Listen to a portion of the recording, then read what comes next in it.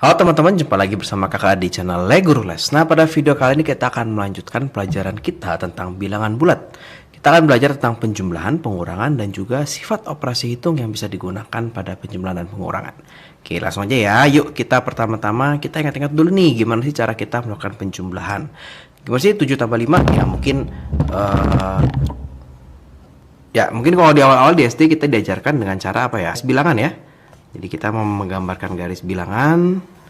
Kita punya angka 7 gitu ya, ditambah 5, misalkan 7, 8, 9, 10, 11, 12 gitu ya. Berarti 1, 2, 3, 4, 5 gitu, tambah 1, oke ya. Tapi tentunya kalau kita sudah SMP kita harus cepet nih. Berarti 7 tambah 5, oh iya ada 12 gitu ya. Gimana kalau 5 ditambah min 9? Nah, kalau pakai garis bilangan ditambah dengan min 9 kita mundur gitu ya.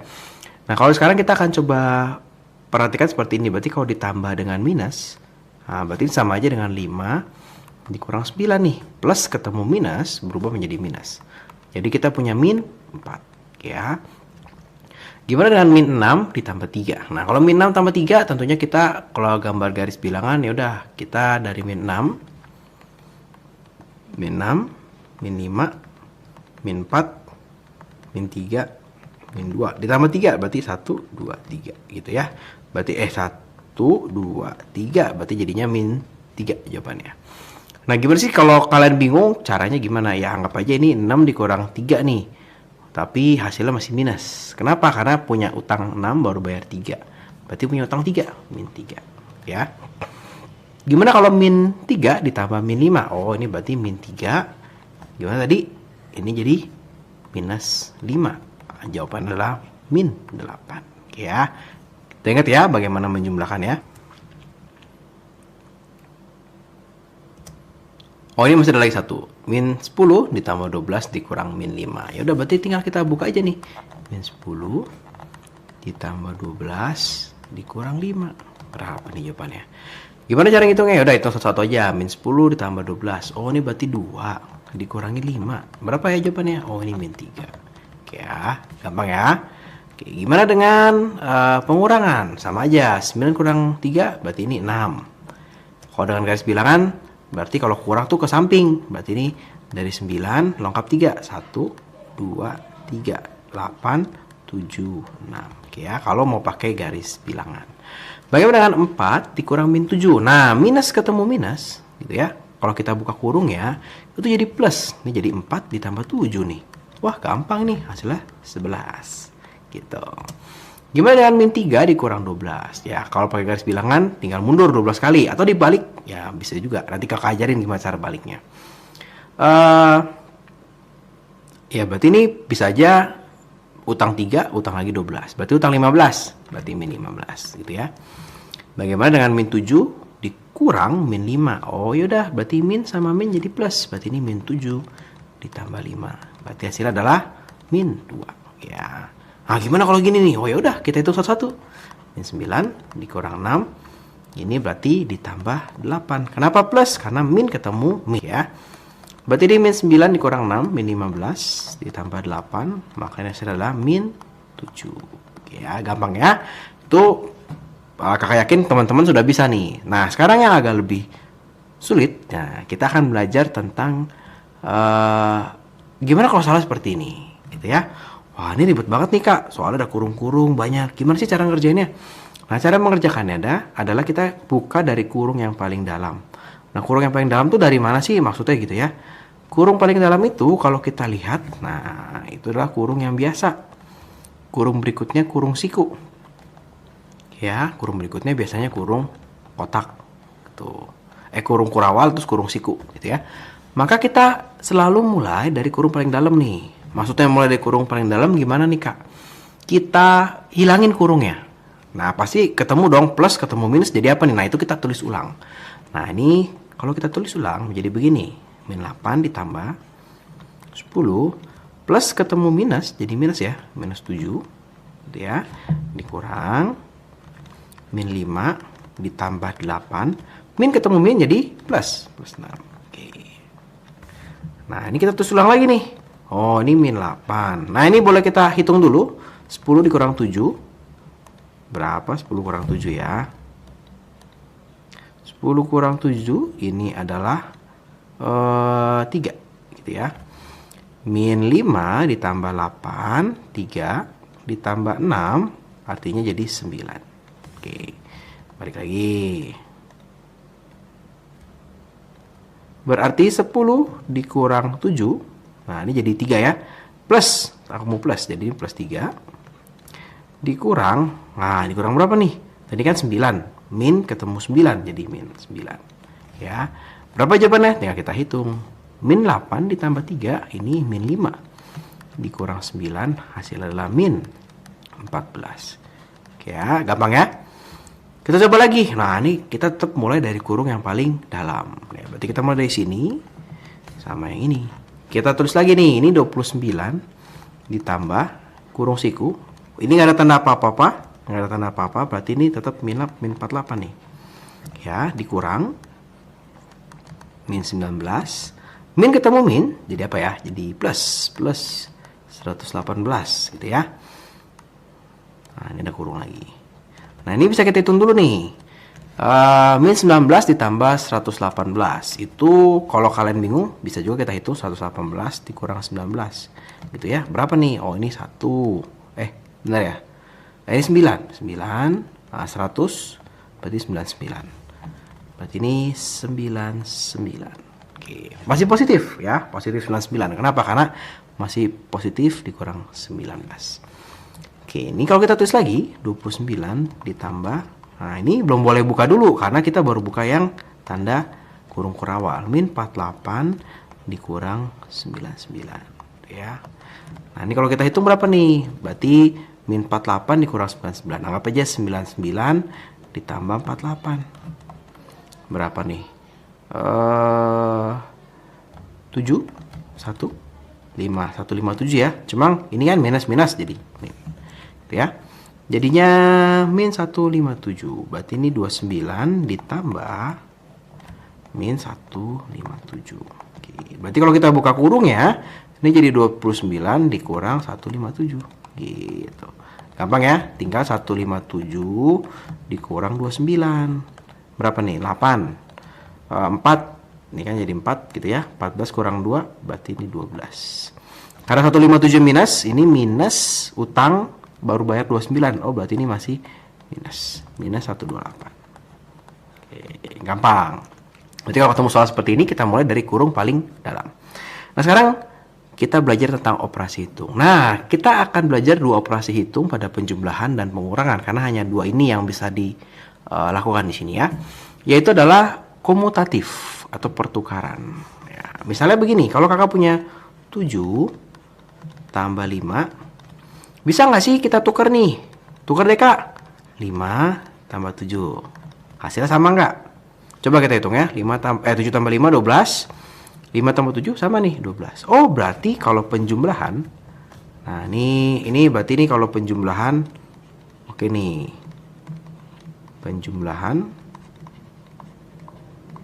bisa. Gitu ya. Terus bagaimana dengan pengurangan? Misalkan 7 dikurang 5. Sama nggak sih dengan 5 dikurang 7? Oh, beda kak. Ini hasilnya 2. Ini hasilnya berapa nih? Minus 2. Nah, beda ya. Ada minusnya ya. Maka kalau pengurangan. Wah, ini kakak agak susah. Maka kalau pengurangan. Nah. Pengurangan. Tidak bisa. Ya. Nah, tapi kakak bisa pakai trik seperti ini. Jadi kakak anggap ini sebuah penjumlahan. Jadi ini misalkan plus. Kakak boleh memindahkan dia, menukar dia dengan syarat tandanya kita ikutin. Contoh, misalkan kalau kakak punya 7 dikurang 5, ini kakak boleh, ini kan plus ya. Kakak boleh tulis begini. Min 5 ditambah 7 gitu. Jadi tandanya ikut pindah. Nah, ini kakak mau pindahin ke depan, ya udah tandanya ikut pindah. Jadinya kita punya di sini 2, di sini juga tetap sama 2. Oke ya. Tapi ini kita menganggap si penjumlahan itu sebagai si pengurangan itu sebagai suatu penjumlahan. Oke, berikut. asosiatif, itu adalah pengelompokan. Nah, kalau misalnya kakak punya lebih dari satu angka, gitu ya. Misalnya kakak punya 7 tambah 5 tambah 2, gitu ya. Terus kakak mau ubah deh hitungannya. Misalnya, bisa nggak sih kalau misalkan sorry, ini kan ada 3 ya. Bisa nggak kalau kakak hitung 7 tambah 5 dulu? Apa bedanya sama kalau kakak hitung 5 tambah 2 dulu? Hasilnya sama apa enggak? Gitu ya, itu asosiatif. Ya, associate, dikelompokin. Bisa nggak? Gitu ya. Ini adalah 12 ditambah 2. Ini adalah 7 ditambah berapa nih? Ya, 7. Oke ya, berarti hasilnya sama-sama nih. 14 sama 14. Gimana dengan pengurangan? Kita coba ya. Misalkan kita punya 7 dikurang 5 dikurang 2, gitu ya. Bisa nggak nih, sama nggak nih kalau 7 dikurang 5 dikurang 2 tetap sama, tapi kakak kerjain ini dulu. Sama kakak kerjain ini dulu. Nah, misalnya begini. Kurang tepat, bentar. Bisa nggak kalau kita kerjain seperti ini dulu, ya. Nah, ini 7 kurang 5 berarti 2, dikurang 2 juga, gitu ya. Ini 7 dikurang berapa nih? 5 dikurang 2 berarti 3. 3, oke ya. Hasilnya adalah 0. Ya, ini adalah hasilnya berapa nih? 4. Nah, berarti udah bisa ya. Tapi kita bisa kalau seperti ini. Nah, misalnya kakak punya 7 dikurang, sebentar, kita coba hapus aja ya. Kita coba hapus yang sebelah sini.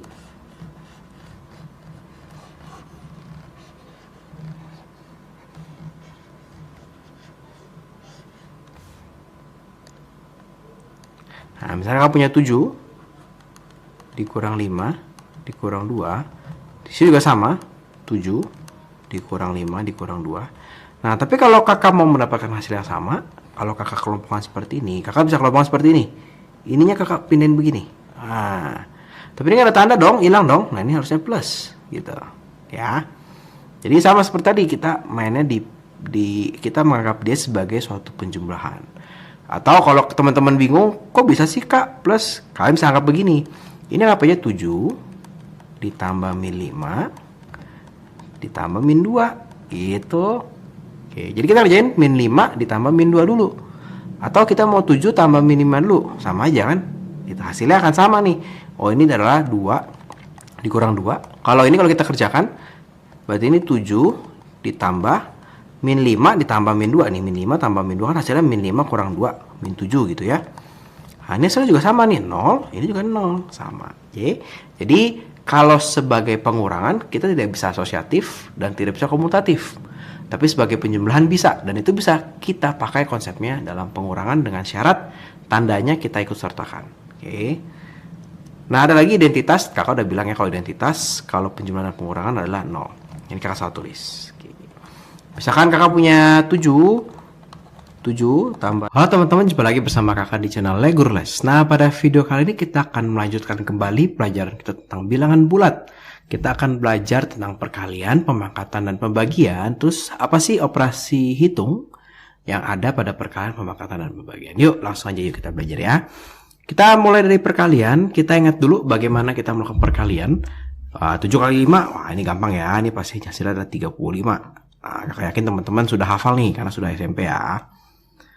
Bagaimana dengan 5 dikali min 9? Nah, kalau nggak ada apa-apa, maka ini kita anggap dia adalah positif.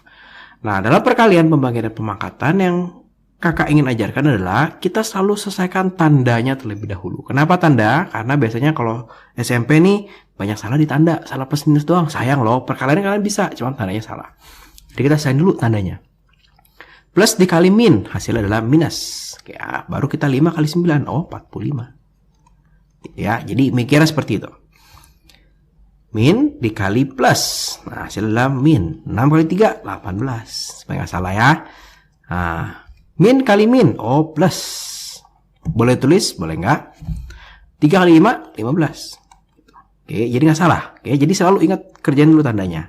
Jadi kalau teman-teman ketemu soal seperti ini, maka kita akan mikir tandanya dulu nih. Berarti ini minus dikali plus dikali minus. Berarti ini minus dikali plus dikali minus. Berapa nih ya? Ini kali ini min, min kali min plus. Oh, ini plus. Oke. Nah, habis itu nggak usah pikirin tandanya lagi, kita pikirin angkanya. 10 kali 12, 120. 120 kali 5, 600. Oh, berarti plus 600. Oke ya. Jadi nggak salah nih kita tandanya, nggak lupa. Oke, gampang ya. Nah, gimana dengan pemangkatan? Yuk kita coba ya. Nah, pemangkatan akan berpengaruh di plus minus juga nih, agak unik juga nih ya. Kalau 9 pangkat 2, oh gampang, 81 gitu ya, gampang. Tapi gimana kalau begini? Nah, apa bedanya sama ini? Nah, jadi kalau pangkat itu yang harus kita lihat, apakah ada tanda kurung atau tidak. Ya kita lihat nih ya, misalkan nih 2. Juga sama nih, 3 pangkat 2. Tapi yang di nomor 2 ada kurung. Artinya pangkatnya buat 3, pangkatnya buat minus. Nah, apa sih artinya pangkat? Pangkat itu ini adalah sebenarnya 9 kali 9 ya. Berarti ini artinya adalah min 3 dikali min 3. Oke. Nah, cepatnya gimana? Cepatnya ingat kalau min dipangkatin 2, pangkatin 4, pangkatin 6, pangkat yang genap hasilnya pasti plus. Oke ya. Kalau min dipangkatin 3, dipangkatin berapa lagi? 5, dipangkatin 7, gitu ya, hasilnya pasti minus. Oh, ini adalah minus. Kalau kalian lupa boleh dijabarkan jadi min kali min. Tapi nanti ke depannya harus makin cepat, gitu ya. Berarti kalau kita pakai cara agak cepat, nah berarti min dipangkatin 2 itu plus. Ya, plus 3 pangkatin 2, 9. Ternyata hasilnya berbeda kalau tidak ada pangkat. Ini min, ini pangkatnya berarti cuma hanya untuk 3-nya aja.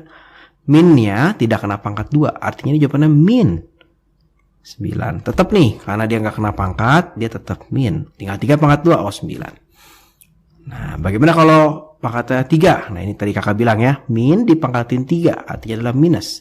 4 pangkat 3, oh itu adalah 64. Bagi 13. Plus dibagi min, berarti ini adalah hasilnya minus. Jadi kebalikannya. Ini harus diingat terus nih, jangan sampai salah nih. Plus dikali plus, hasilnya minus. Ya, plus dibagi min, hasilnya adalah minus. Ini hasil plus, gitu ya. Min dibagi min, hasilnya plus. Ya, jadi kalau yang sama hasilnya positif, kalau yang beda negatif.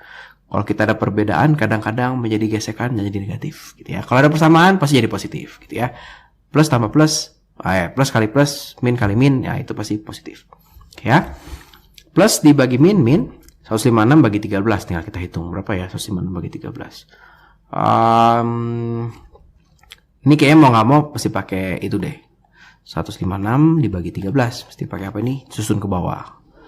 Oh, ini 1, 13, nih 26, 12. Oke ya. Oke, ini adalah minus. Tinggal kita hitung. Berapa nih? 285 dibagi 19. Ya, 1, 19. Berarti ini 95. 5, 15. Ya. Aduh, susah banget. Min dulu, berarti ini plus. Ya, 34, 65. Dibagi 2, 31. Oke ya, berapa nih? 1, 2, 3, 1. Nah, kalau dikurangin berarti ini 1, 1, 5, 5. Benar gak? Ya.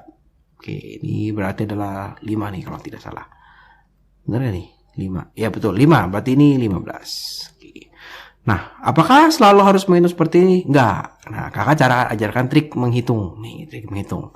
Berarti kakak ngajarin trik menghitung juga ya. Jadi ini video-video awal-awal kalian masuk SMP ini sangat berguna sampai nanti kalian lulus SMP sampai SMA, gitu ya. Jangan tabrak perhitungan dengan langsung pakai tabel susun ke bawah. Ya, jadi kalau kalian ketemu perhitungan, jangan, oh yaudah susun ke bawah deh, jangan, gitu ya. Misalkan kakak punya gini, 156 dibagi sama 12. 156 bagi 12, ya oke. 156 bagi 12. Gimana caranya? Jangan dibagi 12 langsung, ngitungnya susah. Ini masih gampang, tapi kalau udah panjang, 4 digit bagi 3 digit, 5 digit bagi 3 digit, 4 digit, susah ya. Caranya gimana? Caranya begini, kita hitung sebagai pecahan boleh, jadi 156 dibagi 12. Kemudian kita bagi atasnya dengan bilangan yang sama dengan yang bawahnya, kita bagi juga gitu. Misalnya kakak mau bagi dengan angka berapa ya? 2, misalnya kita bagi dengan angka 2. 156 bagi 2 berapa ya? Ih, gampang kan 156 bagi 2 tuh lebih gampang membaginya dibanding 156 bagi 12. Tapi tentunya kalian mesti hafal nih, mesti bisa menghitung agak lebih cepat. 156 dibagi 2 ini 78. Gitu ya. Dapat dari mana? Nah, coba dihitung susun, ya. Nanti selanjutnya kalian mesti makin lama makin cepat ngitungnya, gitu ya. 12 dibagi 2, berarti ini adalah 6. Nah, makin sederhana kan? Kita coba bagi 3. Bagi 3 ini 2. Ini bagi 3 berapa ya? Bagi 3 berarti 16. Benar ya? 16. Gitu. Oke, berarti nanti jawabannya adalah 8. Gitu. Ada salah. 16. Bukan 16 nih. Dibagi berapa? Dibagi 3 ya 26. Sayang 26. 26 dibagi 2 berarti hasilnya nanti adalah 13. Ya. Nah, jadi triknya adalah ketika kalian bertemu dengan angka besar, dibagi angka besar, jangan pakai susun ke bawah. Kita sederhanain dulu angkanya. Bisa bagi 10, nolnya coret, bisa bagi 5, sampai sesederhana mungkin yang kamu bisa, baru susun ke bawah.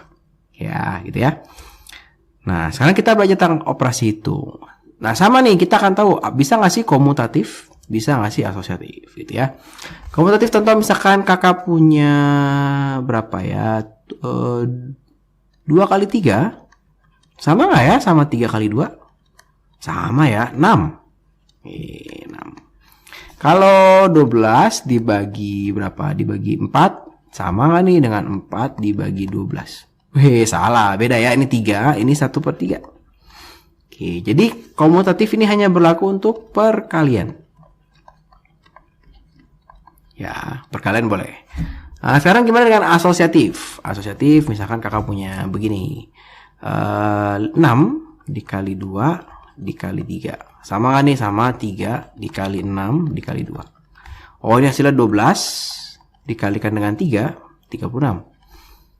Oke ya. Sekarang gimana kalau ini 3, kakak hitung. Ini asosiatif ya, salah. Ini kakak salah nih, sebentar ya.